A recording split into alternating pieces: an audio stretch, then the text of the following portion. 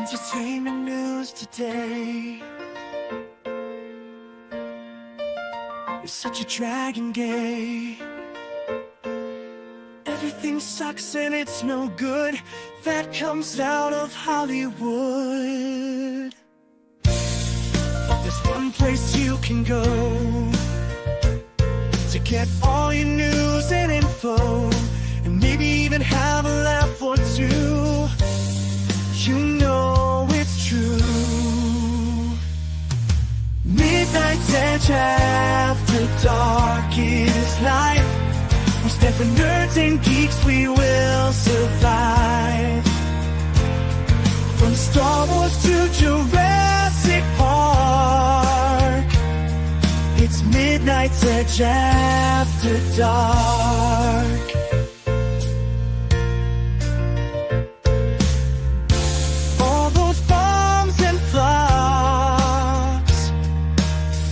But need never stops. We will keep going through the night as we keep up the culture fight. Midnight's Edge after dark is life. We stand for nerds and geeks, we will survive. From Star Wars to Jurassic Park, it's Midnight's Edge after dark.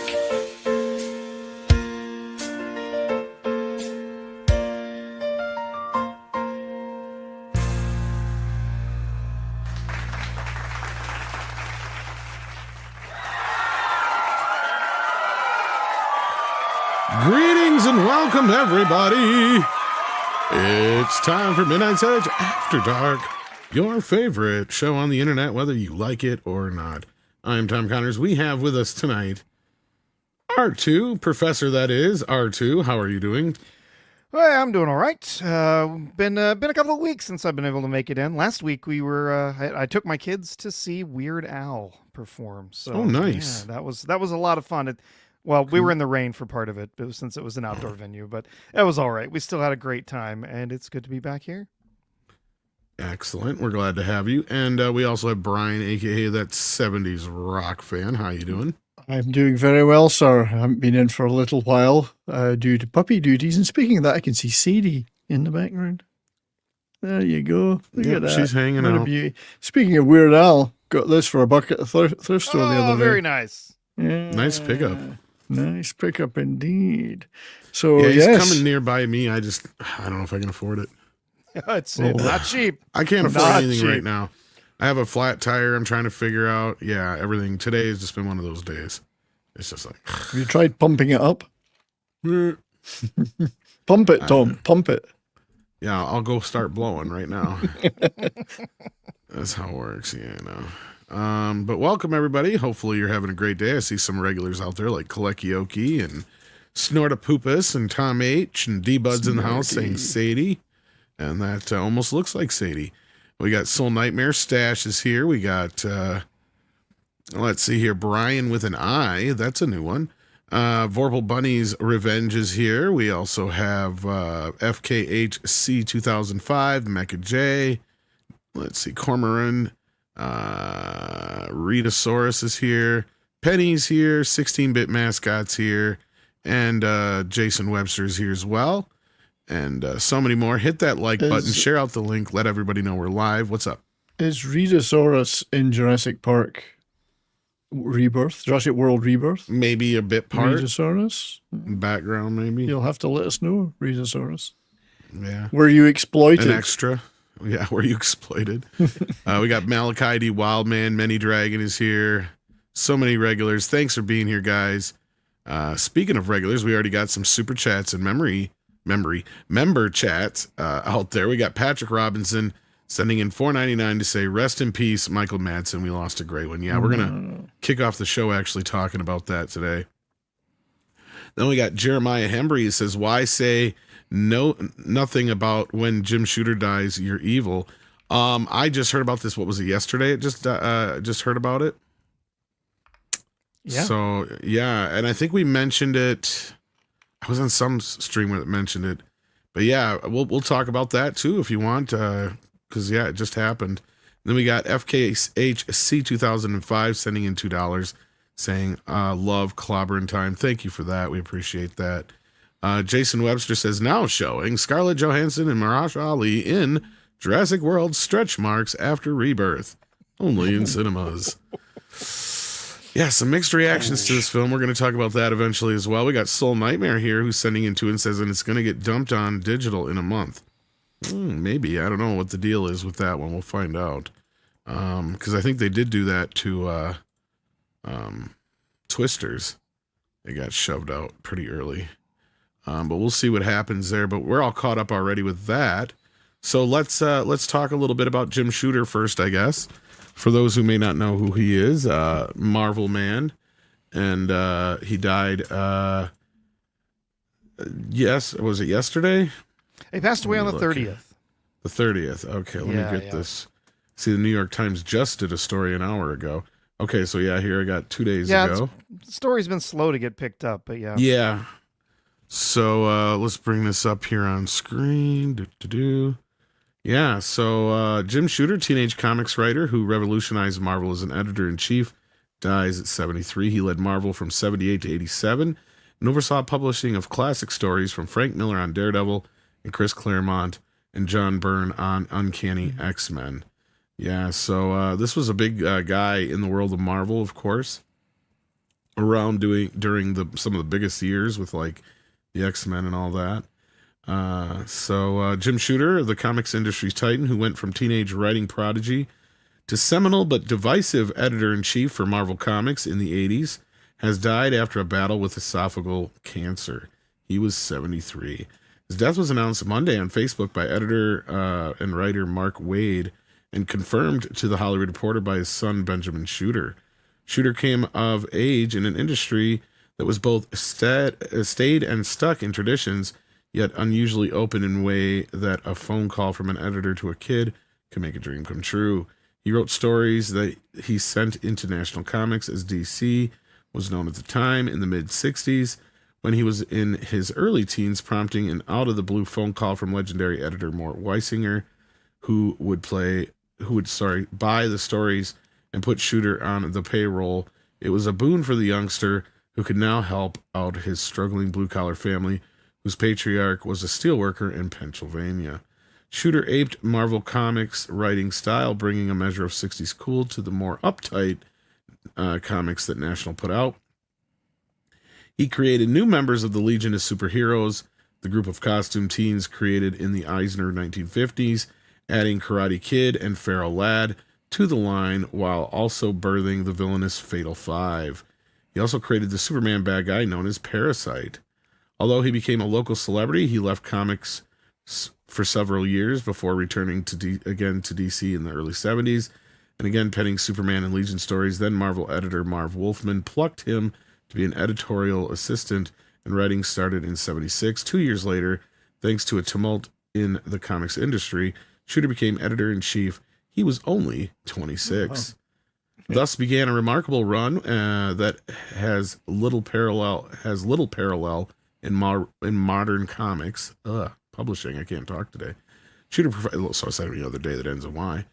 Shooter professionalized what had been a loose company in an even looser industry, making sure books were published on time, artists were paid on time, and given royalties and health insurance. He also had a flair for developing talent.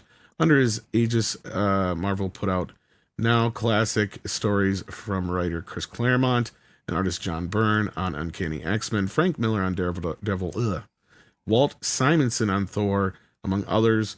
All the artists became among the biggest names in the industry. X-Men became not only the most dominant and influential comic of the decade and beyond, but one of the first true franchise of the industry.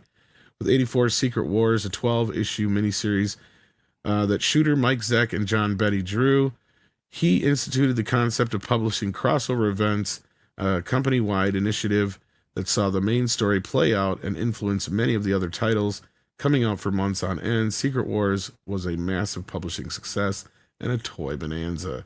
It's a concept that is still being used by Marvel and DC to this day in varying degrees. He took fans seriously, just like Weisinger called and wrote readers out of the blue. Carter Beats the Devil author Glenn David Gould wrote in 2018 memoir I Will Be Complete of how in the summer before he entered high school in the late 1970s, Shooter phoned after reading a S.H.I.E.L.D. story he had sent in, perhaps seeing something of himself in a teen writing superhero stories. Shooter was encouraging, telling the auspicious writer to read as much as he could in high school and study science. But despite the success and Marvel's growing corporatization, and assured dominance in comics, Shooter's hard-driving and micromanaged style began to alienate talent and editors. Boy, that sounds familiar. He drove Miller to DC twice, where the creator left the artist's mark on literature and pop culture with his masterpiece Dark Knight Returns. He pushed Byrne to DC, where the writer's artist Superman relaunch became a much media event and made the cover of Time magazine. Still, while many call Shooter a complicated man, Larry Hama, who was writing G.I. Joe, A Real American Hero for Marvel as well as editing titles, said he believed Shooter was trying to do the right thing. Hama recalled on Facebook how Shooter put a writer-artist on the company's insurance plan the day after he died in order to help out his widow. Talent had qualified for the health insurance plan and wanted to sign up, but Marvel policy only allowed for signups on Wednesdays. The man had died on the Tuesday. Oh, wow. Hama wrote, without hesitation, Jim took the paperwork from me and went upstairs to push it through. He said, they owe it to him. We just won't mention that he already passed. I witnessed him doing stuff like that several times. None of it was made public for obvious reasons. It could have cost him his job, but he did the right thing. Shooter was indeed fired by Marvel in '87, a failed publishing initiative in the rough relations with editor and talent finally taking their toll, but he remained a player in the industry. Only a few years later launched Valiant Comics, a company that in the 1990s rebooted such comic characters as Magnus, Robot Fighter, and Solar Man of the Atom, while creating new heroes in an attempt to compete with Marvel and DC. He even brought along Marvel veterans Bob Litton, Barry Windsor Smith, and Don Perlin, among others, for the venture. Shooter moved on to launch another comics company, the short-lived Broadway Comics, which was the offshoot of Broadway Video, the production banner run by Lorne Michaels. Stints at other lesser independent companies followed as he drifted from the power center of an industry he had helped shape. He remained active, returning briefly to write the Legion of Superheroes for DC in 2007 and writing comics for Dark Horse in the early 2010. Jim was an excellent superhero writer, a character creator and editor with an eagle eye, and a man who gave his all to what he did. Paul Levitz, the former president of DC Comics, who worked as a comic author and editor in the 70s and 80s, wrote on Facebook. Levitz, who was Shooter's contemporary, as well as poker-playing buddy, offered a clear-eyed assessment in his remembrance. From my perspective, he was far weaker as an enterprise leader, and unfortunately, that was what he most wanted to be. His sense of history was not, in my view, as good as his sense of fiction, but what he did well, he did gloriously, and my inner child will always be grateful for his inspiration. There you go. So yeah, guys, what do you say about the Jim Shooter? Well, it's a shame Nick isn't here because I'm interested in why they think that he was. I mean, there's a lot of talk about him being very controversial. I just think that's because of some of the things they mentioned there around actually demanding people submitted their work on time and stuck to schedules. Yeah, that'll always get your employees up. Yeah, something that won't in arms. Something that and probably stick to budget. Something that Marvel can't do now. But at the same time, it sounds like because I'm not a comics guy, it sounds like he made sure they got taken care of as well. Which, as we all know, industries like comic industry are notorious, like the record industry, for ripping people off right, left, and center. So it was a double-edged sword, obviously. If you wanted to get treated well, at least meet your deadlines. But that's quite an impressive body of work when you read it out like that. And yeah, almost taking Marvel, for instance, into a more professional status. Driving good habits, which then paid off with increased readership, etc. So probably wouldn't go down well now. I wonder what his thoughts on the current state of Marvel and DC would be. I'm sure he expounded them occasionally, but Well, yeah, I'm not real deep into comics, so I don't have too terribly much to say. I do know, and from some of the stuff that I've read, yes, he was somebody who demanded that people were on time, getting their work done, that people were responsible for whatever titles that they had. I've also heard quite a few people, sort of posthumously trying to tear him down. Saying that he was someone who was blocking the authors from being able to represent gay characters in their titles. He probably did that because he wanted to sell comics. yeah, I was gonna say, yeah. From but, what I know of him, he you was a little based, kind of along the same lines as Peltz, as far as he. Yeah, and not only that, he was very, like it even says in there, like he pretty much had it was his way or the highway kind of attitude. Yeah. Yep. So, definitely some amazing runs. That Uncanny X-Men run with Chris Claremont. They mentioned Frank Miller's Daredevil. Yeah, there were some amazing comics that came out under Shooter's watch. So, rest in peace. absolutely, a giant in the industry, and by all accounts, a giant in real life. Yeah, I mean, we were trying to get an interview with him a while back. It just didn't pan out, but yeah, it's sad news to hear that he had passed. Speaking of passing, we also had another huge passing in the world of Hollywood today. One of the great character actors of our time, most well known for his work with Tarantino, a favorite of mine and many others, Michael Madsen. You're not counting Free Willy 2 as his best work, then? We're not going to mention that. I wasn't going to mention that. Hey, well, Free Thanks, Willy was Brian. in too. Of course, he was in Free Willy 2. Now, if you're going to act like a horse's ass. He's in Free Willy and Free Willy 2. That's Willy always should one of be my free. My favorite lines from Kill Bill 2. He's like, Yeah. I was going to give you this flashlight. But if you're going to act like a horse's ass. Like, I just love the way he delivers his lines in that movie. Oh, yeah. It's just, and he's got one of the greatest lines in it too, with that girl deserves her revenge and we deserve to die. Yeah. Then again, so does she. So But he always came across as a very, very cool guy, both on the screen and in real life. Yeah, and his characters really came to life.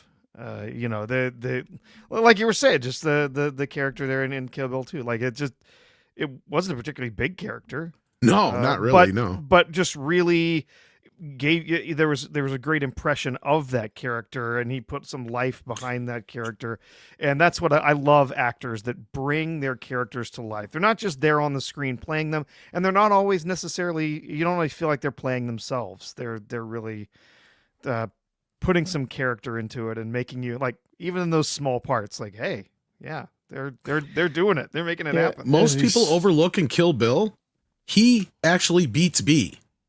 She does not kill him. No. It's Daryl Hannah who tricks him with the snake in the bag. He actually defeats her, but she gets out. So, I mean, that's kind of the catch, but like, he's the only one who really kind of gets the upper hand on her. But no, I mean, he's a great, I mean, Reservoir Dogs, I mean, he steals the show. Incredible. Yes. I mean, are you going to bark all day or are you going to bite?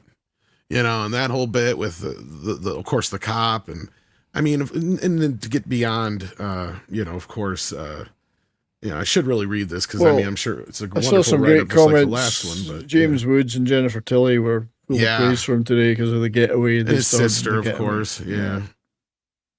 Yes, that's right. Yeah. He was in, I mean, even he said it himself, even if I'm only in something for a few minutes, I want to leave a mark on it. And he generally did that. I mean, it's one of these guys that we couldn't do without the great character actors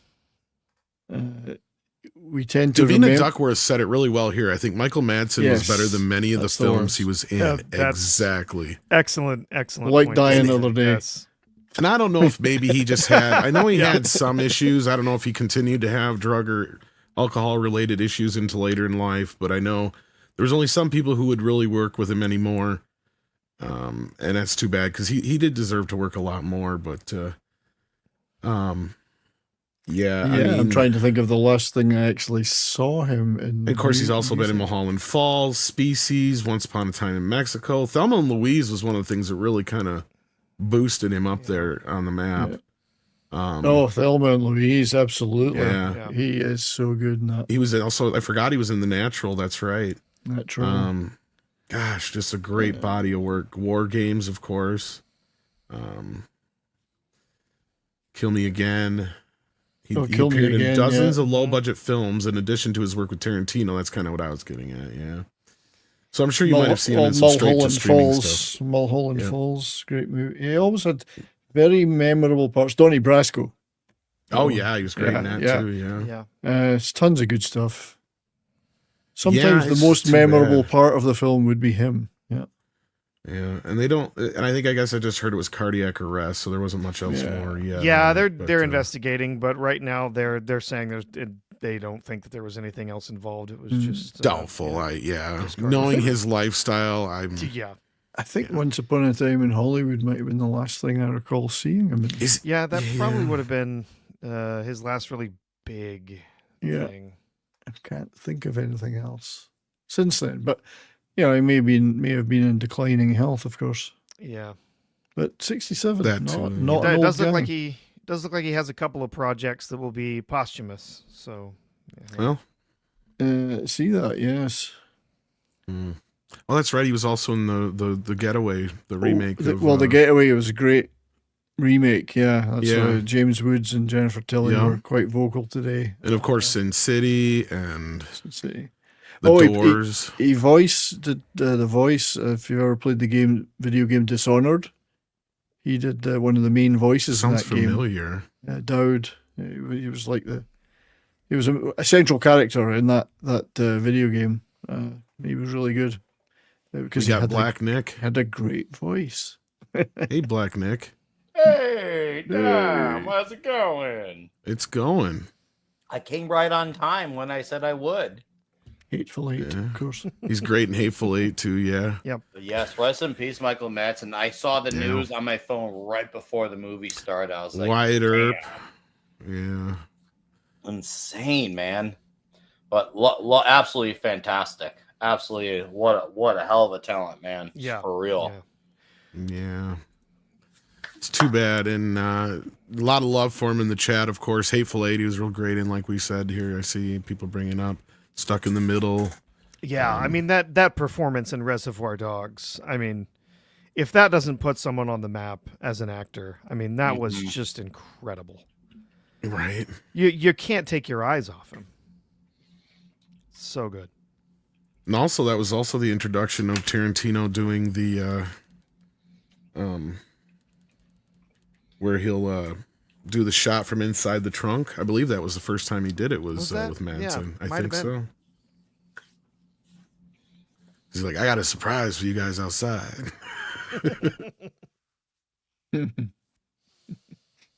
Oh man, just a great actor. One of those guys actors, right? Yes. Like, yeah. Indeed, that's he was certainly a guy's actor. Never acted anything other than a guy. You know, a man's man. It's what we want. are we gonna have a Madsen month over on Toxic Tuesday, or we should? But we've already done Reservoir Dogs. I know that's the sad part. We've done some of his major stuff. Have we done like Sin City and we have some not of his other done bigger Sin ones? City. I have a specific reason why I've held off on Sin City, and when I can have that specific thing, I'll just say that. Then I will do Sin City. We did. Did we do Hateful Eight? We did. Yeah. Okay. Which that was great, by the way. Yeah. So no. Well, I don't know if we can pull off a whole month, but maybe we'll have to do at least one episode where we. I might do Species on my channel. There you go, Species. There you go. Yeah. I like a good body horror type. Well, I'll tell you what, seeing F1, not to make it about it, but it was definitely a man's man type of movie. I'll say that's for sure. So, Well, now that we have you back here, Nick, we actually were talking about Jim Shooter just before we were talking about Michael, and I didn't know if you wanted to say a few things about Jim real quick since you're our comic it's book really guy. crazy. Like he's one of those guys where I know there's a lot of like conflicting things about him. Some people see him in the highest of light, some see him in the lowest of light, but there's one thing he's definitely undeniable for, is he knew the best of both worlds between wanting to promote comics on a on a business level, and also try to make sure he had some of the best talent he could get. Now, of course, there's been debates throughout all times on some of those books, like the first Secret Wars, fine, whatever.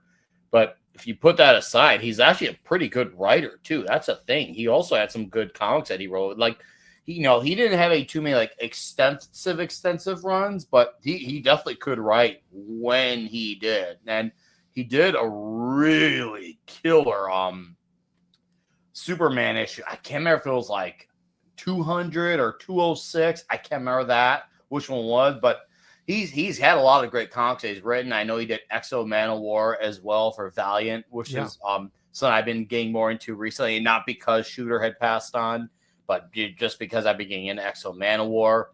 And obviously, the company was at a very profitable point with him. And I know Klobby, he definitely had mixed feelings on Jim Shooter. That's for sure. I wish he was here because I'm curious to see how he would have reacted to it. But it definitely still bummed me out to see, because I remember that name, God, from when I was an early teenager. Like when I started paying attention to the names outside of like the characters, Spider-Man, Daredevil, Fantastic Four. I started looking at names and looking at Editor-in-Chief. Jim Shooter. That's a badass name. Sounds like a guy who's got a big cigar break. Hey, meet your deadlines type of thing. And then, I saw a photo. I'm like, oh, he does look like that type of guy who's got the cigar in his hand and telling guys to meet their deadlines. No, it really bummed me out, because I am definitely of the audience that does love where he comes from. I may have not liked every decision he made, but I understand why he was the way he was. So he was like sitting there with a cigar going, "You artists are a bunch of menaces. You're a bunch of hippies. You don't get your work done. Goddamn slackers." He was the antithesis of DEI. That was like he wanted the best of the best he could get when it came to talent and for books. And Marvel was at a point like in the 80s too, where there are some big stories going on between Jim Shooter and then Jeanette Kahn over at DC. So it was a big deal at that time. And I think Ann Nocenti said that working under Jim Shooter for her was like, it was like for her working under the second golden age. And for reference, Ann Nocenti was the writer who followed Daredevil after Frank Miller, which is like, the tall story. She's known for creating Typhoid Mary, who's obviously become a somewhat of a pivotal character in the Daredevil lore. So I think I dated her once. Just once? Why? What put you off of Well, her love lingers on. Oh, that's good. No, I rest in peace, Jim. Thank you for what you've done. I know you drove some people crazy, but I mostly get where you're coming from. Nick, he would have called you a long-haired hippie. Yeah, he would have called you. No, I don't know if he would have. Just kidding. But it sounds like sometimes he pissed the right people off. That guy, he looks like a virgin. But as long as he's buying my comic, I don't care if he's a 50-year-old virgin. That's probably what you said about me. That guy's been a virgin so many times. You got kids, so there's proof that you're not. So that's all that matters. Damn! No one's supposed to make that connection. How many times can you be a virgin? That's another thing. I see RJ's comment about pass on buying DC. He almost bought Marvel. That's the thing. Before Marvel went to Ike Perlmutter, he almost bought the company, because when Marvel had been filing for bankruptcy, and then it was the Toy Biz stuff, Jim Shooter was getting a few guys together, and it actually almost happened. But because it was like Perlmutter, and that guy obviously has some money, well, that's why things went the way they did. It really makes you think about that. Like, what could have been had Jim Shooter had bought the company? Would there have been an MCU? Could there have maybe been a little bit longer time before he had gotten something like that? makes you wonder where the books would have been. That's a big one for me, is where the books would have been. So They wouldn't have been as gay. as our mutual friend of ours named Mark Miller says, it's definitely one of the funnest what ifs to contemplate. And I agree with him. That is a very entertaining what if had that reality been a thing. Indeed. Right. While we've just obviously marked a couple of sad deaths, I would also like to celebrate someone who's still with us by saying happy birthday to Kurtwood Smith, who's Kurtwood Smith, who's 82 today. Red. The Kurtwood Smith. He grew. He's born not far from where I'm born, right? Yeah. Leave, bitches. Yeah. He actually grew up about a half hour from where I grew up. I know people that knew him. Yeah. Or know him, whatever. Has he ever blown your limbs off? Not yet. I would love to meet him so he could and call me a dumbass. Yeah, I was gonna say, has he ever called you a dumbass? That's Dumbass. But anyway, it's nice to celebrate someone who's Happy still with birthday, us. Kurtwood. Yes, indeed. And I think that Universal's breathing at least somewhat good for now. Jurassic World Rebirth appears to be going into the 4th of July weekend with a semi-decent opening here, as not nearly as much as first reported, but pretty close, I guess. Looks like it has a meaty $22 to $24 million second day. 133 million it's eyeing for its 5-day debut. So not horrible. Not amazing either. I don't think it's going to hit $1 billion anytime real soon. It has an uphill battle for that, but we'll see it. It's off to a good start, let's say. So I don't know if anybody on the panel's seen it yet. I haven't seen it yet. Not yet, no. No. Nick, I think you're planning on seeing it, but I'm not allowed to because I have a male gaze. Well, no, we were originally going to see it last night, but then we had stuff we had to do. So, but then all of a sudden, I was like, "Who's How to Train Your Dragon?" We still haven't seen that. I'm like, "Oh, okay." So I guess so you went and see that instead. Rebirth. We'll end up seeing Rebirth whenever it is that we do. So yeah, became kind of like one of those type of situations. And she loves those 3 movies, and I get it, man. Those 3 movies are freaking awesome. So yeah, so a different choice is made, but the dinosaurs will have to wait. But it seems like they're doing okay without us anyway. I mean, with the 5 weekend total, it's supposed to be what, 120, 130 million? Yeah, it looks like it. So basically, that's only. It's kind of similar to what Despicable Me 4 did, I guess, the same weekend last year. I guess is what it's saying here. And if you think about Dominion, which is 3 years ago, which is still weird to believe, felt like it was 1 year ago. We said that on Tuesday, or but even 2, maybe. That was around 140 something on a 3-day weekend. So that's not bad if you compare that 3-day versus that 3-day. So you're only talking 10 million less, but they already will have rebounded that from the Wednesday and Thursday. So that's really not bad. And I kept saying, don't underestimate this movie.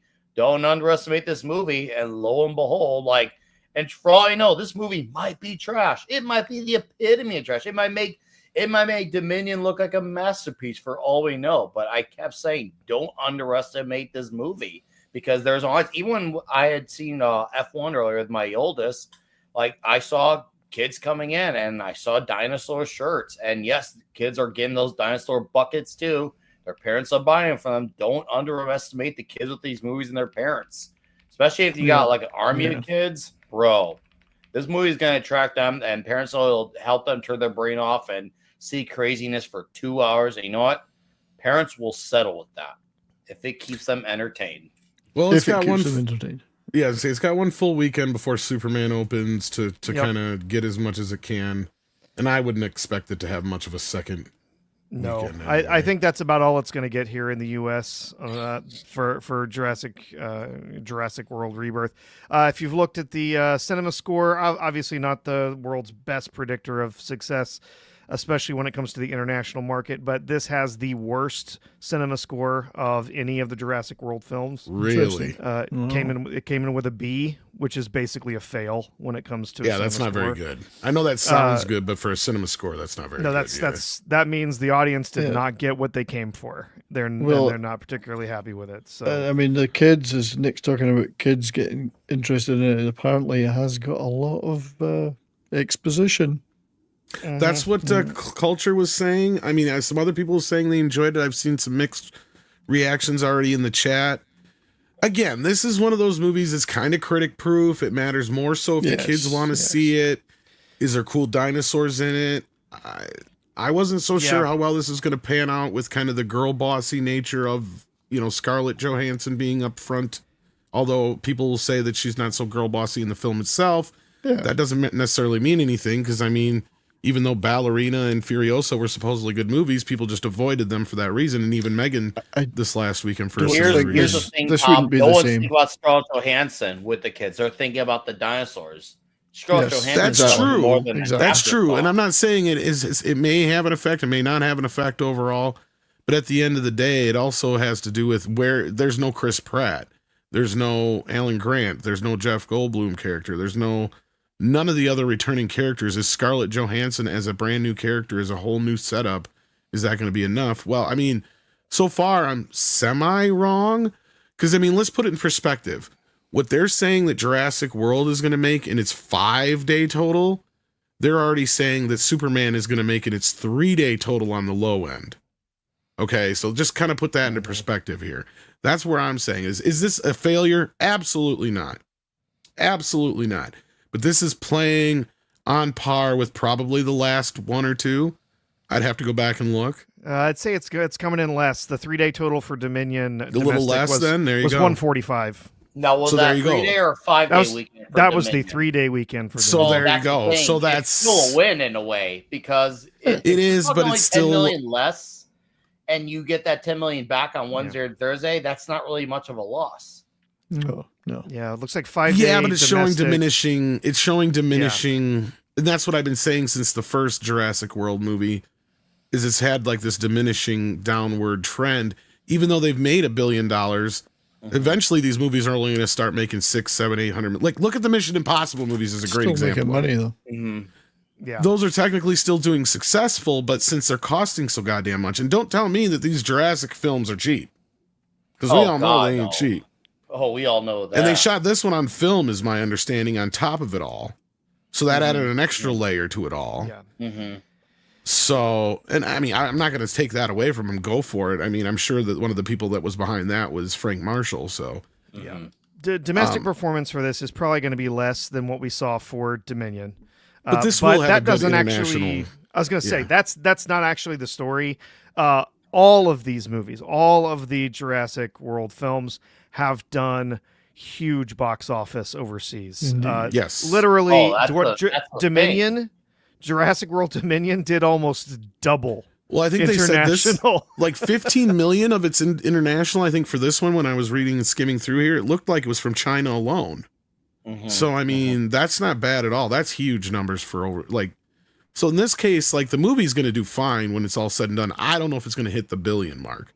This one might be the first one to kind of just barely graze it. Because I'm trying to remember, how much did Dominion do? Didn't it just barely break $1 billion? It just broke $1 billion worldwide. Yeah, so this one might be in the 900s. It did 627 million of that billion internationally. So barely breaking $1 billion is good by today's standards. Yeah, it is. It is, but it's also, here's the problem with that, and this is where we were talking, I think on the morning show the other day or somewhere I was bringing this up, is that it used to be that these movies could make, like let's say you have a movie that costs $200 million.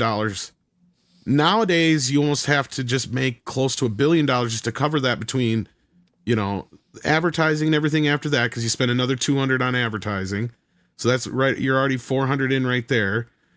So that means most of these movies have to clear close to $1 billion just to break even. And it never used to be that way. These movies would only have to gross about $500 million if DVD and video and stuff like that was still a thing. That's the problem, is they don't have that extra thing anymore, and they've cannibalized it with their streaming services. Because somebody brought it up earlier. Guaranteed this is going to be on streaming in like 36 days. You're probably not wrong. It might be one of the ones that Universal will hold up a little bit longer, but if I remember right, the Despicable Me one, the Twisters one, that they controlled the home video side of here in the US, and some other things like that, they went to, and Nosferatu is another example, they went to streaming so quickly, it was like, it made my head twist. It's like, what are you fucking doing? Especially Twisters. because that thing was playing strong. Yeah. Like it was consistent until they dumped it on streaming. But that was not that. That was them kind of giving a finger to. Because for those who don't understand that situation, the original Twisters, Universal had theatrical distribution, Warner Brothers had home video distribution, and they flip flopped it for overseas. They did the same thing here, only they did the reversal. So Warner's had the box office, but since Universal had the home video, they yanked it right away and threw it on fucking streaming. So I'm sure that didn't make Warner Brothers very happy, unless they had a cut of that too. Like, that's what I'm saying. So that's probably the same thing that's going to happen here. Universal is one of the worst with this shit. So they're going to cannibalize their own box office when it comes to this one, because they didn't have Peacock yet, I don't think, when Dominion come out, did they? If they did, it was still in its infancy yet. I'm trying to remember. That might have been one of the first big movies they debuted on there too, if not. Yeah, I think that was right around the time. Yeah, that Peacock came out. Well, that I remember they had a big deal because they did an extended cut of that too. Because that extended cut was like 20 minutes longer or whatever almost. Anyway, I think it could do a lot better if they'd included some of the sillier dinosaurs in this one. Like the Bambisaurus would have been good. They already got the... And the Gasosaurus, which was named after Culture Casino, that would have been a good one. Well, we've got the 6-foot turkey, and we have the other dinosaur that looks like Ricky Bearwick mixed with an alien. So yeah, like, why are they? First of all, why are there even any hybrid dinosaurs on this island? Maybe they're mating with each other. Because this is a new island, I guess. So yeah. Yeah, they were doing some sort of experiments with mutant dinosaurs on this island. I don't get it. Must be. I don't think they really care too much about the story. They want you to look at the flashy thing. Now, if they just follow my lead, I wrote this for them already, and I gave them a whole trilogy. It's Jurassic World War. We gave them guns, we taught them, and now they've turned against us. Because we've been promised this militarized dinosaurs for movie after movie after movie. So I think lasers on their heads would be better. Yeah. And then we get Jurassic World War II, Chaos Theory. Where And then we get alien Jurassic World War III, Extinction. Yeah. you get alien dinosaurs coming to Earth, and the That's in part Earthbound ones 3. fight the alien ones and save us. That's in part 3 where the ID4 aliens come in, yeah. Yeah. And the 4, they were against us, but now they're like, we got to kill these fucking dinosaurs.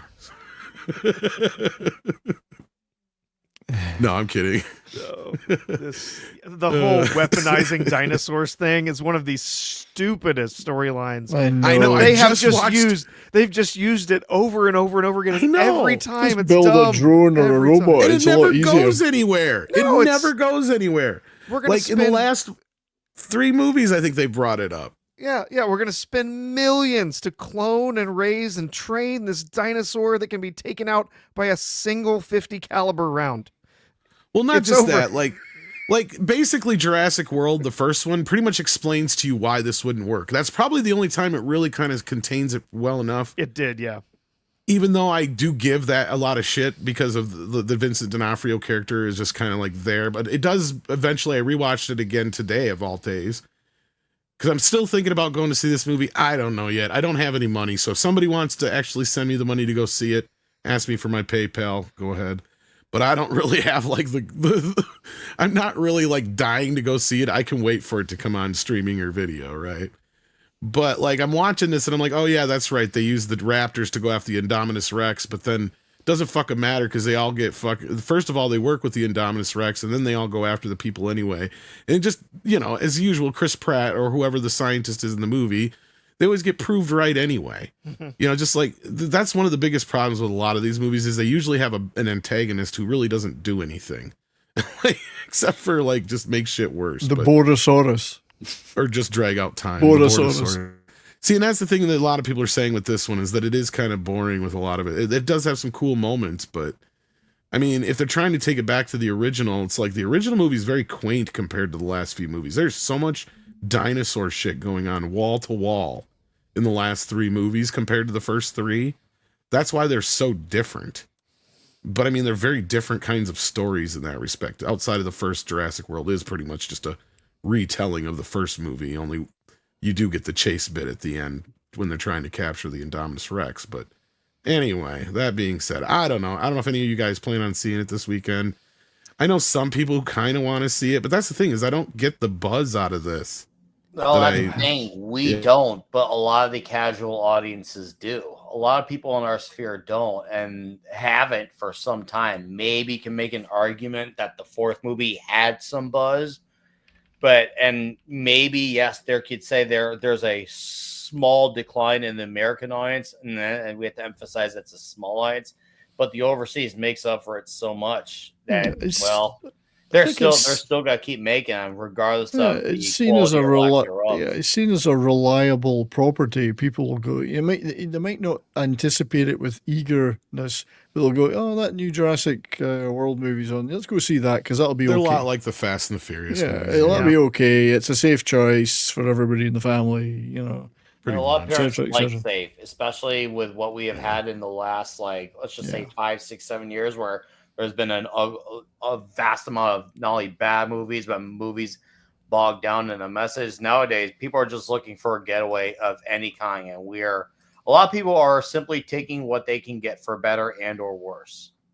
Also, I noticed there was a little bit of girl bossing going on in the first Jurassic World movie, my rewatch, especially at the end when I realized, wait a minute, Bryce Dallas Howard is the one who saves the day because she gets out of fucking nowhere, the notion to go let the T-Rex loose. And she uses the flares. How does she know to use the flares? Because she's a girl. She's a girl. Yeah. It was and in she's the one who script, saves the day. But anyway, I know Brian's got to leave us. I do have to go, unfortunately. Sorry. But it's been fun to be here, and obviously I'll try and make it as often as I can going forward.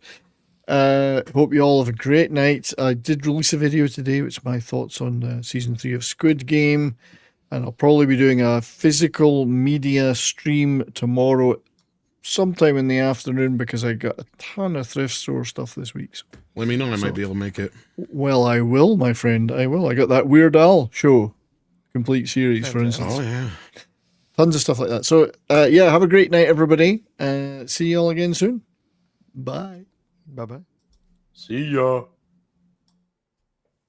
All right. Check out 70s Rock Fan. He runs a great channel over there. And virtual reality fitness brings up another point I wanted to point out. Yeah, the 3D only on this is only at 80/90. So that's not that's good. But that's in line with some of the last few Marvel movies. Yeah, it used to be good until the budgets kept inflating. And again, this only gets one weekend without Superman in the theaters, so that's probably why they made it a 5-day on top of the 4th of July weekend. You think, okay, and they probably saw that and realized, okay, we need to make sure that this really cashes in. Well, Warner Brothers was scared enough that they held off Superman for a week. I would have thought they would have opened it over 4th of July. Who's Superman? Yeah, because that's when they opened. There's a reason. July 11th. Superman Returns. See, you're thinking logically, but James Gunn made it a reason to pick July 11th because that was his father's birthday. I think, didn't he tell the story that that's the day they picked and it was just happened to be his dad's birthday? I think they did it on purpose because they needed the room for the IMAX screens and shit like that. Because we have F1 taking all the IMAX screens and Jurassic World taking all the regular screens. Yep, they definitely, that's definitely something that comes into the calculation is the premium format screens that are available these days for the release. So, and they're really pushing the IMAX for Superman. So, because in fact, that's what the Amazon first showing is most of the places is the IMAX. It is. Yeah, yep. That's what I'll be seeing it in. Is the IMAX. And same here.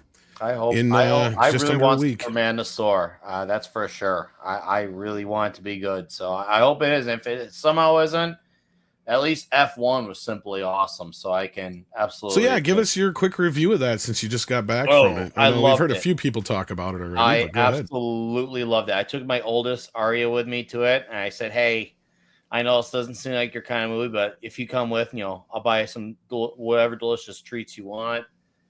And she was absolutely as invested as I was. She even bribed your child. I know, right? I had to. I was like, because my youngest was like, "Nah, I don't want to see it." I was okay, that's fine. I get it. I can't knock on them for not wanting to see it. It's not their kind of movie. but she was like the treats was a solid deal, but we absolutely loved it. Yeah, you could say put this way. Does it have a lot of the sports movie Joseph Kosinski tropes? Yeah. Do I care? No. Because am I absolutely entertained by it all? Hell yeah. Brad Pitt was amazing in this movie as Sonny Hayes. That's his character. And it tells a nice, well-rounded, complete story. Tons of setup, tons of payoff. And, I've heard some complaints about it should have been 10 minutes shorter. I personally don't feel that way. I mean, for me, the 2.5 hours, no pun intended, it flew by. The third act was very suspenseful. Like, I felt like my oldest, she was actually like holding onto my hand, like from the suspense of it. Like, it was a very like, holy crud, like this is tense. Yeah, it was really, it's about the chase. Once again, I'm not trying to get puns here, but this movie is about the chase and the journey, and not about where the crash landing is. And it was just really well told, really fun, really engaging, great characters. And then once again, the tropes are there. You got the seasoned character, then you got the young, brash, cocky work guy who's coming in, and they have to basically learn to work together. And once again, very typical tropes. But once again, when it's entertaining, I don't care about those things. I don't need this thing to be some stupid French movie with my pinky out. I just want it to deliver, and this movie absolutely did. And I loved it. She really loved it, and oh man, it was just so killer to see. And I'm really glad I saw it in a theater. I'm really glad I did. I'm glad I didn't wait on this one. I had no idea like about this movie. It just kind of crept up, and also it shows you what a great leading man Brad Pitt is too, because he's not someone you really think of, even though he's been around for a while. He's practically a veteran. He's like, he's been I guess you could say on his best, a moderate size star, but he's never been like a box office hit guy that you affiliate with other movies. He doesn't have like a franchise to call his own, but this could be it because he does the part of the seasoned veteran, a little worn down, had his trials, his tribulations, his victories and his losses. He does that role very well. I really like the seasoned version of Brad Pitt. I think he was great. And of course, some of the younger cast he had with him too was great. I can't remember the guy who was the character, Joshua Pierce, but he was great as well. And no, I mean, someone's gonna ask, is there anything woke about it? No, there is not. It's a fun guys movie made for guys. It is absolutely awesome. It's so much fun, and it's got a lot of heart to it as well, which is great. So I would absolutely recommend, even if you're not a racing fan. I don't know what goes on in NASCAR. I'm not someone who's well versed outside of super normie names. Like it's like, oh yeah, of course I've heard of that guy, but I couldn't tell you how all that stuff works. I was able to understand this movie and get sunk in and be right at the front lines with them all. So I had so much fun with this movie. And yeah, and when it ends too, it is a full-on ending. It's not setting up for a sequel, spin-off, hints of, oh, what could have been with a prequel. It is a complete movie. So yeah, would absolutely recommend F1. All right. I'm sad to hear that we're not being set up at the end for the F1 cinematic universe. Well, you might be. There's been some talk here about a crossover with Days of Thunder, and it's kind of funny. I brought this up on screen because I thought this was just a funny headline. Brad Pitt says his Ford versus Ferrari movie with Tom Cruise got axed after Cruise found out he would not be driving much in the movie. Doesn't that sound like a Tom Cruise thing? It's like, what? Very I'm not going to be driving? Fuck this. If I'm not hanging out the goddamn window of the car by the end of the movie, this ain't happening. Very on brand. Can we get the car to go to space at all? Like, I'm glad you have the photo of these two together because obviously I think they're probably not far from each other in age. And they both, are guys who are veterans, and they both. Tom might actually be a little older. Actually, he might be. But either way, they're both guys who are great leads, and they do the type of role that's definitely really set for them at their point in their respective careers. So I would like to see more movies of Brad Pitt where he has a good flair for the dramatics, and then when he needs to be funny, he's absolutely funny too. So he really delivered the best of both worlds. Tom Cruise is not allowed to run. Tom Cruise is not allowed. Oh man, that's a good one, right? Oh man, yeah. Oh, that was what it was about. He was confused. He thought he was going to be running the whole movie. He's like, I don't race. I believe Brad Pitt was quoted also said they were asking him about doing a movie with Cruise, and he basically said something about, well, when he starts doing stunts on the ground instead of in the air, then maybe we'll do movies together again. Yeah. No, he's been talking about another Days of Thunder, and that's the thing is, I would like that actually. this movie's plot, unfortunately, pretty much steals one of the two possible plot lines for a Days of Thunder sequel. It's either going to be A, Cole Trickle comes in as an old veteran teaching a young buck, right? Or he comes back to do a Rocky Balboa thing. And now that's kind of the only thing that's left is him just coming back as an old guy now, because the other one, which Tom Cruise would probably rather do anyway, to be honest with you, because he'd want to be out there in the cars. He wouldn't want to be in the Robert Duvall role. Tom right? Cruise wanting to be on the sidelines. He'd choose death before that. No. I don't want to be. Can we in get the Randy car. Quaid in movies again? Randy Quaid. Because he was in the first one. He's the guy who owned the teams, remember? I had so much fun with F1, and I would definitely strongly recommend it. And somehow, I'm glad you enjoyed it. Yeah, no. Like I said, I don't even pay attention to racing. I'm not going to be someone who's going to become like a overnight super fan, acting like he now knows everything about it, because I don't. But I enjoy this movie, and I would absolutely watch it again, and I absolutely will watch it again, whether it's in the theater or at home or on 4K. I don't know yet, but there will be more runs with this movie. I would watch this. Tom Cruise and Herbie racing. Oh, dude. I'd watch that too. I hope he does it. I actually would like a Days of Thunder follow-up. That would actually Herbie, am I using you? Don't listen to him. He's answering a question from a half hour ago. that would definitely tickle my fancy. That's for sure. That'd be funny. All right, kids, why don't we wrap this up? Kind of surprised nobody else joined us, but it is the day before the 4th, so I'm not surprised at the same time. This is one of the most traveled days, and I tried to do my best to stay indoors today. I'm worried because my kid's out bombing around in this shit. So, yeah. You kid, I tell you. Anyway, that's been my day. So, Professor R2, are you going to be hanging out with Price later? Yes, despite the 90 plus degree weather here, I'm hanging out inside because we have air conditioning here in the U.S. at least. So, we'll be hanging out with Price on Price of Reason Live and over on his Rumble channel tonight for the Night Owl, 11:45 Eastern. Awesome sauce. And Nick, are you going to be on Thursday Night Throwdown, or you got other plans tonight? Yeah, I'll be on TNT. I'll be there. It'll be good. Until then, I don't know what I'm doing, but I'll be there. So yeah, I hope to see you around, and I can't wait. I can't wait to be that guy who didn't watch Ironheart and saw something good.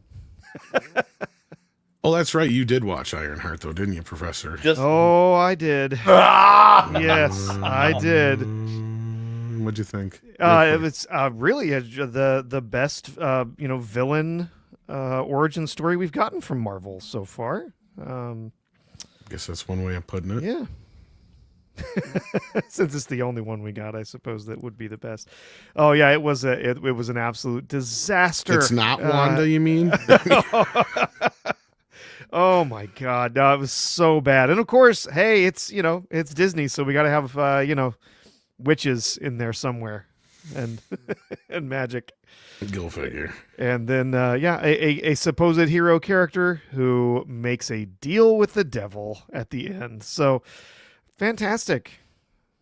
Yep. No, it's awesome. I think everybody's said everything they have to say about that show. It is the worst thing that Marvel has made since they were bought by Disney. It is appallingly bad. All All right, with that, I want to thank everybody for joining us today. Oh, we got a couple super chats here real quick. We got a member chat from NZ Greg. Thank you for that. And ActionCom says, who saw Taps on this panel? I think I've seen that before. Yeah, it's been a long time That's since with, I've seen it. But yeah. Shit. Is that the one with Tom, not Tom Cruise, is it? I have not seen Taps. 81. Yeah, he is in that. That's right. Yeah, with yeah. Sean Penn and I was gonna say I remember Sean Penn. it's about the school thing, right? I've seen this years ago. George C. Scott's in it. Yeah. Yeah. Ronnie Cox. God, it's been Giancarlo Esposito was even in that. He's been around that long. Yes. Yeah.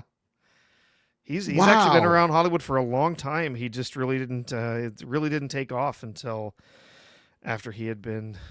After he got to play that villain role. After he got gray I guess hair, so. I mean, I knew he's been around for like 20 years or whatever. I didn't think he'd been around that fucking long, though. Wow. Okay, yeah. I remember seeing this years and years ago. It's been a long time, ActionCom. I don't know if you guys remember it at all. It's been a very long time since I saw it, so I don't really remember a whole lot about it. Yeah. All right. There you go. It's about the military academy in Bunker Hill. There you go.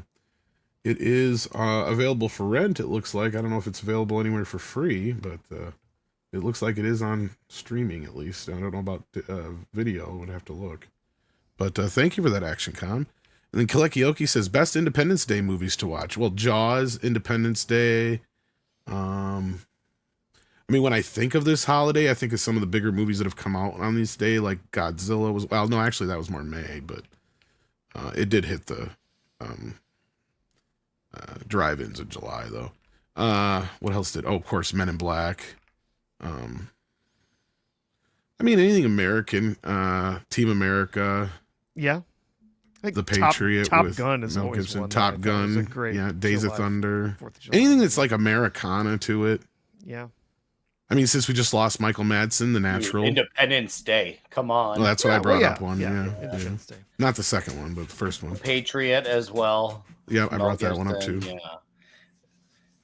Oh yeah, there's a lot of great Americana movies. That was a theme once upon a time to have this type of movies. And well, I mean, hopefully we'll get some stuff. Invasion USA, even though it happens. Superman the movie was one. Superman the movie. Yeah, I'd call that one definitely for sure. Kalekioki wants to know, Tom, James Bond shit tier list when? Okay, this has been asked a few times. I have only seen like 4 or 5 of the Bond films. Oh, I know it's hard to believe. So I've said this before. I said if Nick wants to take it over some night when I'm not doing it, or somebody else who wants to, and this is the one they want to do, go for it. Sure. But I also know it's such a big I gotta learn list. how to do it first. I gotta learn that, or I could only just MC it because after the Sean Connery ones, I'd be like, I know what Moonraker is. Oh, I love Moonraker. Love it. I remember that was probably the most debated one we ever did for Toxic Tuesday was Moonraker. No, I mean I've heard of them all and I know things about them, but I've just never, and I've seen some in passing. Like I remember when I was a kid, like when I think either not Live and Let Die, but Living Daylights. Is that the one that starts with like the ski stuff in the beginning? Which is the one that has like all the ski slope in the beginning stuff, the action sequence on the ski slope. That was one I remember when I was a kid coming out on video, and I remember that opening sequence, and I don't remember anything else of the rest of the movie. I think it was Living Daylights or Live and Let Die or one of those in that era. I think, yeah, which one is that? I'm sorry, that's Spy Who Loved Me. Yeah, that's is it Spy Who Loved Me? Yes, yeah, that's Spy Who Loved Me. 77. So it must have just come out on video at that time, maybe. It's quite possible that it just come out on video. Because I was at my cousin's and they were watching a bunch of new movies, and that was just one of them, and I just was like, I fell out of it. Yeah, I was like, no, I'm pretty sure that's a Roger Moore. Yeah, Spy Who Loved Me. And my dad was just never somebody who was really into James Bond when I was growing up. He didn't like badmouth it or nothing like that. It just wasn't like, oh, James Bond's on tonight, we're watching James Bond. No, if it was like Clint Eastwood, so certain things like that, John Wayne especially, yes. Some John Wayne movie or, It's a Wonderful Life, things like that. He was always like, oh, we got to watch that. Wizard of Oz, stuff like that. But yeah, I No, could for rate some- I could rate the Bond movies all the way up through Quantum of Solace, at which point I gave up That's a good and point did to not give come up. back. If we're going to be fair here, Professor. yeah. Because then I heard people talk about Skyfall, and I'm like, I don't want to see that. And then Oh, the Jason Bourne movie? Yeah. you yeah, don't it was want to basically a talk born. that. Yeah, so You don't want to watch the sky fall. Let it crumble. Some people mentioned Living. I like the Living Daylights. I do. I actually really like the Living Daylights. I started watching them. I thought I'd enjoy them more than I would, and then they're just starting to kind of get good. And then the one after Sean Connery, I watched for like 20 minutes, and I'm like, this is kind of boring. And the problem is, I've yeah, seen all on the Her Majesty's- satires, and yeah. on Her Majesty's Secret Service. Yeah, that Talk one. about that's the one with what's his face? The one where Yeah, he plays the that's queer in George China, I think, Lazenby. is my favorite one. Thank you, Professor George Lazenby. Yeah. I have not watched Check. that one in like Hey, 20 Polly. years. We were just closing up, We've but what's been up? No. invaded by a Polly. No, you're going another hour because I got here. Hey, happy New Year. Happy 4th of July. Wow! You're like 6 months off. Have you been Whoa. drinking again? Here, I and know, man. 4th of July. You're off like by quite a bit. No, you should do a tier list of the best James Bond songs, which I know Tom would. That I can do. Oh yeah, I'd be The down for songs that. I That's know. a Yeah. good idea, Paulie. be in that one, man. I actually like a lot of you those. just What said would be my Spy Who Loved favorite Me? songs? That Carly Simon Spy Who- that was a That's a good badass one. yeah, yeah. For Yours Eyes Only is a good one. Like, I mean, they're all real good, but like Live and Let Die is probably the best one, followed by the Duran Duran one. Yeah. And then Yep, probably You Do It Kill. Oh, Then- yes, A View to a Kill. Thank you, Paul. That's one of the best ones. Yeah. People have their opinions on that movie. You Only but Live people Twice get is unified one with that a songs. lot of people sleep on too. I kind of like that one. But Um, I mean, If it's there's a- Shirley Bassey, I'm down. She Yeah, I both of like a lot of she her did 2 or stuff. 3 of them that were both really good. Yeah, I like her ones, Yeah. and then I mean, honestly, they're all real great songs for the most part. Even the ones that aren't that good, even Skyfall's not bad. I was making fun what's of it. But the Chris Cornell one? That Oh, was that night the other day? Casino Royale. Oh, Casino Royale. Yeah. That's a good Okay. song, too. Just because his voice, Yeah. man. It's like anything Yeah. he Yeah, sings. he's got a good voice. the Tina but Turner that's- one, the Tom Jones Thunderball one is pretty Oh, oh, Yeah. Ooh. Yeah. I love the Tom Jones one. Oh, it's so good. good. Sheena, yeah, For I Your think Eyes Sheena Only. Easton. Yeah, I That mentioned was that a great one. I think. song. See, that was a big one when I was growing that's a up jam. too. That Yeah. that What was the Octopussy song? Oh God, I They have know a song? it's at the tip of my tongue. Damn it! Hello. So I don't think it was called Octopussy. It was something else. I think you're right. Yeah. Goldfinger is one- fun, but that one was- Goldfinger is kind of on the finger. Goldfinger. on the Uh, finger, like, It is on the nose, but it's memorable. It's got a hook to it. Oh, Yeah. We're at an Yeah. all-time Octopussy, high. yeah, all time high. Yeah. Yeah, Yeah, it was all time high. Okay. That's a That's good. what That's Read a a good good- tier list, Tom. Ah. It's all right. See, that's the thing is I don't know everyone that they always come from, but I know the songs, right? Yeah. Like, because Well, what we could I've do got the is whole collection, but we yeah. could take a move. We can literally make a playlist, and then like whoever wants to be in, here's a playlist. You guys rank, and then that'd be fun, dude. Yeah, that might be doable. I think Do a Price and I Rumble- did that Rumble version did of that live where one we Play night. the song. Oh, did you? Well, What's and up, here you part, go. What's up, part 2? Hey there. Soul Nightmare That's is fun. actually Look. confirming exactly what I was saying early in the show. By the way, Tom, I meant Jurassic World Rebirth is literally on digital in a month, August 5th. So he wasn't asking. Wow. Really? And I was assuming it would be because, Wow. yeah, it's a Universal title. Yep. Yeah. What? They do that for all their movies. They pull them after like 36 days or whatever. Yeah. Remember, they did it for less than that for Nosferatu. Not to. Natu. No, that was your other song thing from that movie. Uh, But all right, what do you got going on, Paulie, that you busted in for? Or you just wanted to talk about Bond? no, I love James Bond stuff. So I got a little pocket here. I'm uploading an American history video I did. It took me hours. I'm pretty proud of it. Is it a Mexican American history or is it? It's just it American is history? it is the Tejanos that fought in the American Civil War. So it was,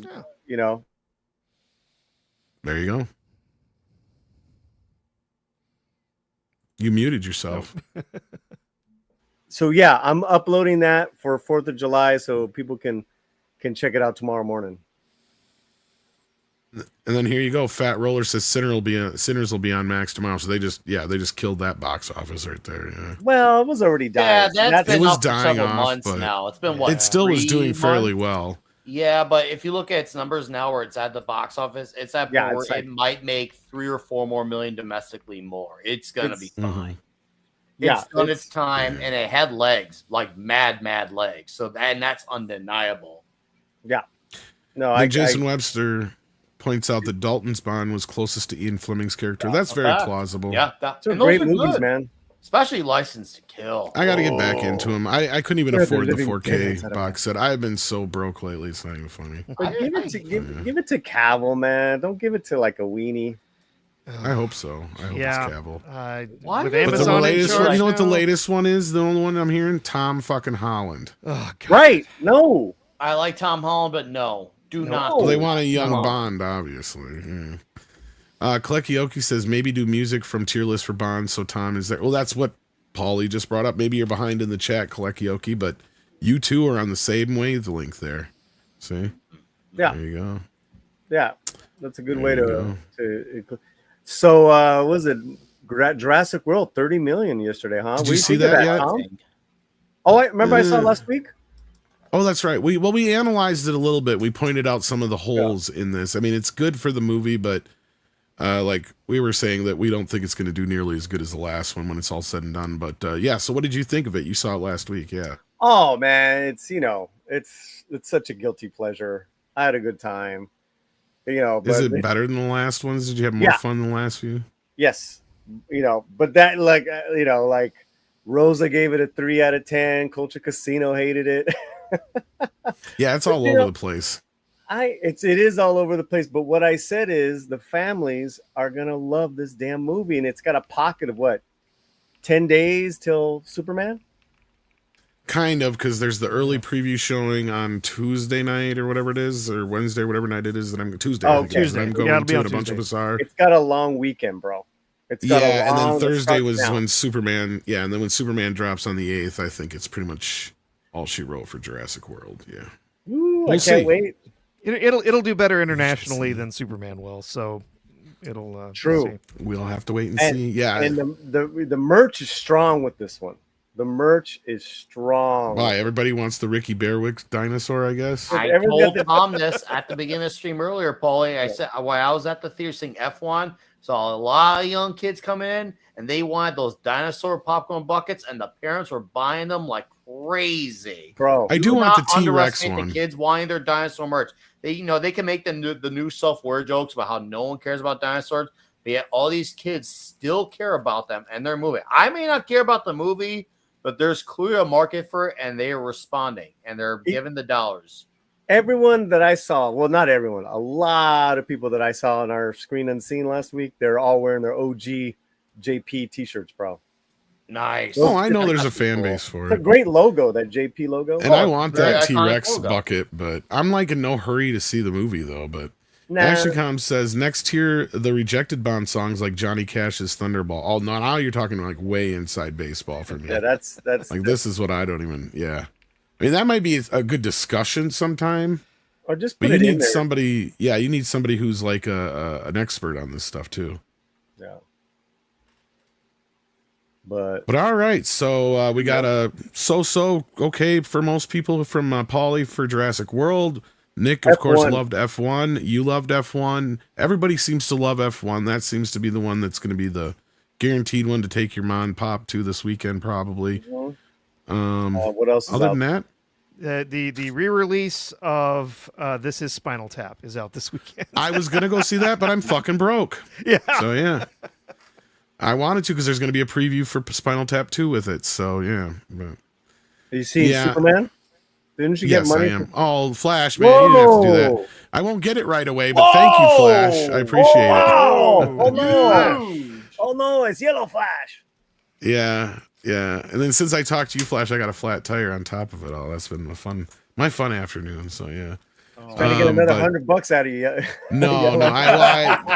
I talked to him earlier about some issues, but no, he did not have to do that. Thank you, man. I appreciate it. So, are you going to see Hero. Superman? Well, of course, yeah. I already got my ticket for Superman and Fantastic Four, thanks to Six. She made sure of that. Yeah, I'm gonna. Yeah, that's. I saw. I got my Superman Amazon one, so yeah. You saw Superman, and when can you talk about it again? Tuesday, Monday. Fuck. Monday night, we're releasing the social sentiments. Tuesday, I could start talking. Did I get that right? I'm so confused. Well, the big previews that Amazon was selling are all on Tuesday, so yeah, I would imagine that's going to Tuesday- be the review. Tuesday at noon. Yeah. Oh, I got to say something about Taco Bell.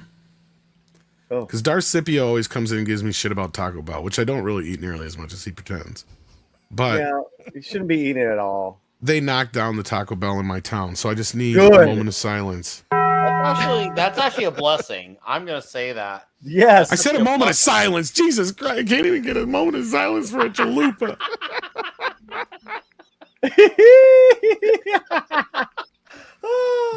The Dead Man send in a super sticker. What do we got here? We got it is a pooper It's from sticker. the Dead Man. It's going to be a poop. Thank you. Thank you, Dead Man. Appreciate Who that. could ask for more? One of the few places we enjoy getting shit. And then we got some super chats here from before. We got Jason Webster saying, Honor Majesty's Secret Service is the closest to Fleming's book. Yep, thank you for that. Kleckioki says, Nick, grab R2 price script for Bond tier list.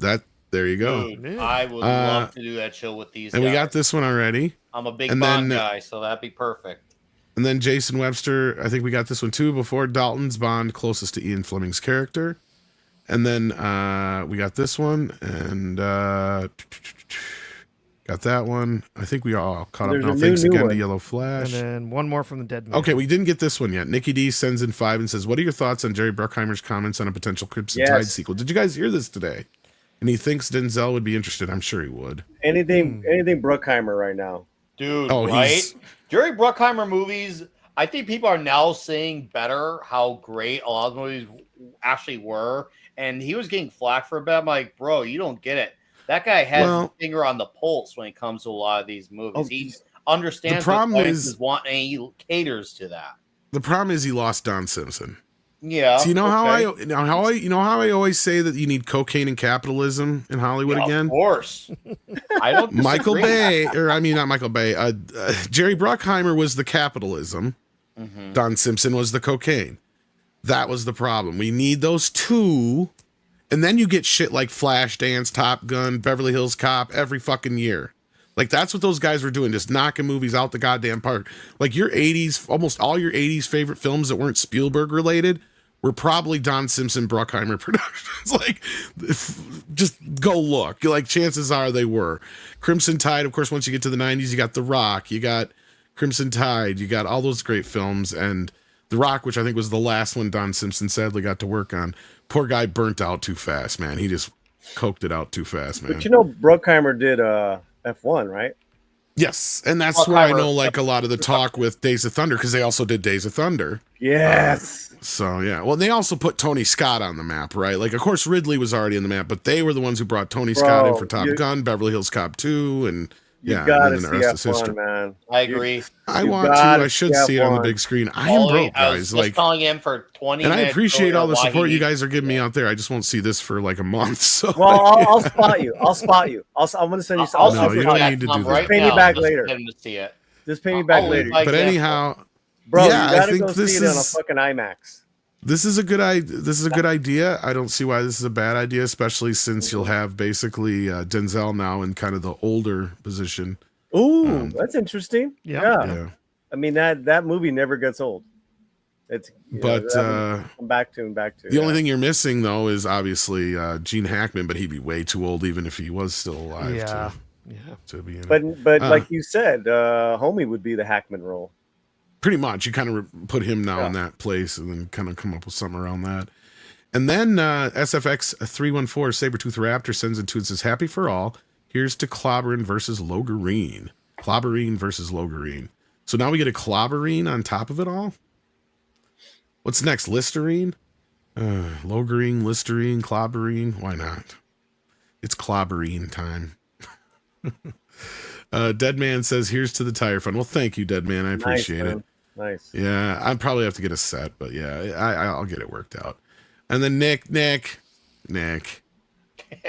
come on, you guys. I'm not. I wasn't saying how it much for. do you need for round trip and the ticket for F1? I already got him one way, so you take care All of the right. way. No, but he needs the money. You're gonna go this weekend. You want to have a good time. Probably Like $40? like $20 for the gas and like $10-15 for the ticket. Yeah. Okay. And then since I'm down there, I might as well see fucking Jurassic World. Oh, make a day out of it, Tom. If I have enough money. Do you have IMAX there? We do have a Fomax nearby, an AMC Fomax. Yeah. Did you see it on IMAX, Nick? F1? I did not see it on IMAX. My theater didn't have it. Do I want to see it again to see it on IMAX? Now that I've seen it, oh yeah, I do. The best part is my oldest, I was saying earlier, she saw it with me and she ended up loving it too. She's actually looking at me right now. Yes, you loved it, right? Yeah. Yes, and she's like, "Oh, I'd see it again." So I'm considering it because maybe we would both get a cool experience of it. And she's never been to IMAX ever. So I had the best seats for IMAX. I had such a great time. Oh my god, left ear. But I'm a sucker for those types of movies, man. You know, I was just totally into Sonny. It's like it's like a Rocky. You know? Yes. Oh, dude, it is showing throughout the weekend on IMAX. Of a good sports movie, but it's not about the destination. It's about the chase. No, once again, no pun intended, and that's fine because if it's an entertaining movie filled with the tropes, I'm good with that because of how well the parts were cast. You had Brad Pitt's part, the seasoned actor who's been through the experience of victories and obviously defeats, and then you had the young hotshot coming in, and their chemistry together is great. And you bought it, you felt it. And I was invested in the characters. Even my oldest, right next to me, he was feeling the energy. Like he was like, hold on to like my hand from the edge of your seatness. I'll defer that. Right? No, everyone, the cast, everybody. Oh, dude, it's a fantastic. Javier Bardem, hilarious. Then you have one of the guys from Game of Thrones that played the guy from the. He represented the board of directors. Yes. Yeah. No, he was great too. He was absolutely excellent. And we were talking about how there's so many great roles in the movie. Like, yeah, each of those supporting characters had something significant to contribute. It was like a super large cast. I guess you could say it was moderately sized, but everyone played their part, and it was a really tight movie. And I actually had no problem with it being 2.5 hours. I've heard some, I guess you could say, like slight constructive criticism. I actually disagree with that. I actually thought the 2.5 hour runtime was perfect. I didn't notice it either. Maybe it's because I'm so invested. I'm totally with you. Thank you. I didn't even notice the time. That's how great it was. That's how it should be. It should be like you want more. I wanted more. Oh, yes. Like I wanted to see Sonny Hayes do the Baja race. Oh, dude! Right? Oh, dude! I was getting giddy about that. I was so geeking. Yeah. So, that's great, man. Why don't you put in your thoughts real quick so then you can go on? Okay. Can you guys hear me? Yeah. Yep. They can hear you. Oh well, I for one thought Brad Pitt was awesome. I think it's either my first or second movie. Seeing him as an actor, I forgot if I watched one before, but I think I've seen his name in the credits of a movie before. Yeah. Whether he was voice actor or just regular actor of one of the characters in another movie. I thought the stunts were awesome. Lighting was great. Action was great. It was fast-paced, and I liked it because it had a vibe kind of like Cobra Kai, and I love Cobra Kai. Nice. Nice. Good job. I like this kid. But natural reviewer. All right. Yeah, nice. There was a but. There's a but. He belongs. I asked Dad if I can get tickets so we can go see it again tomorrow. So we can watch it again. We gotta see it on IMAX. According to Paul, he says we gotta see it on IMAX, and I believe him. As soon as it comes out. Oh, Whether we'll do that we too. have to pay for it to watch, or if we can watch it for free, I would definitely want to watch it. At the end, that part where don't spoil. No. forgot what I was gonna say. It's okay. We do this too. We know how it feels. And yeah, I just thought the movie was great. I don't want to spoil anything, so I won't say anything else other than all the actors in it that played were great, especially Brad Pitt. And yeah, All right. So Nice. thumbs up. thank you. Thumbs up. Thank Thank you, buddy. Bye. All right. They say bye. Thumbs Thank up on you. that review. That was Yeah, great. they give Yeah. a thumbs up on your Fantastic. review, Aria. Nicely done. Somebody's gonna have to start their own review channel. It I sounds know, like. right? No. People 101 sends in 5 and says, "All hail Mead. A moment of silence for Toxic Hell. Glad to hear everyone enjoying F1. Hoping to see it tomorrow or Saturday with Mama. Deeple, Nice. let's fucking go. Well, hopefully you guys enjoy it." Jason Webster says, "Breaking news: Latino Slant will replace Yuki Tsunoda at Red Bull. Nick Weiser to replace Lance Stroll at Aston Martin." Let's go. Nice. You guys are moving up in the world, I guess. Yeah, I right. Now you guys can lend me some money. Right. All right. With that, thanks so much, guys. Paul, you got anything going on tonight or tomorrow you want to plug real quick, or just some Did you see Trails my new hat? tacos? I Look see at my new that. cap, bro. I went to I see that. the donut shop the other day. Oh, he's got a donut shop too. Well, the donut shop he had first, Oh, okay. Whoop. and then I didn't mean to do subscribe to my channel, guys, and hit your alert. I got that American 4th of July video coming out tomorrow morning, 5 a.m. Pacific. That's right. You already plugged it. That's right. Yeah. Thanks again, everybody, for the super chats, especially Yellow Flash. Appreciate the support, guys. Get out there and have some fun on the 4th of July. We will have the morning show tomorrow. I don't know in what capacity. Maybe just be me and Andre. I don't know. We'll see who shows up. But take care of yourselves. Oh, that's right. We got a Canadian. He'll probably be there. Oh yeah. Unless he's gone. I can't remember now.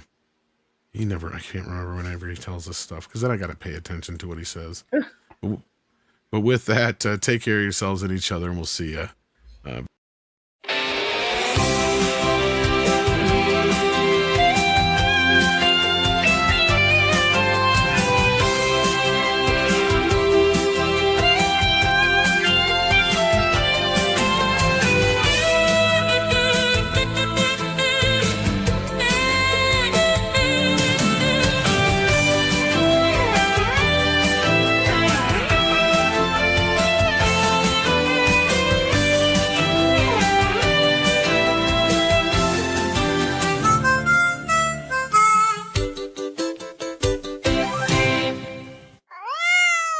Cute kitty.